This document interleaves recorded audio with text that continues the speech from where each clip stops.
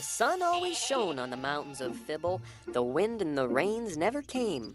To call the place beautiful, no one would quibble, though hard on the feet they'd exclaim.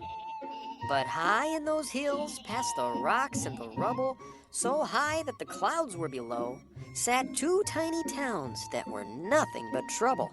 As you listen, you'll see that it's so. Now the town to the west that thought it was best bore the name Flibber, where the women and men since 1710 have worn on their heads one large shoe. Now in town number 2, one big shoe wouldn't do, so the people of Gibberty Lot would look down and bellow at shoe-headed fellows and place on their own heads a pot.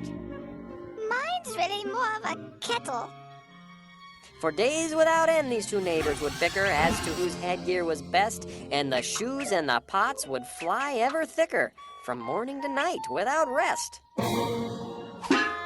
But not all of the people who lived in these cities were angry and bitter and vile.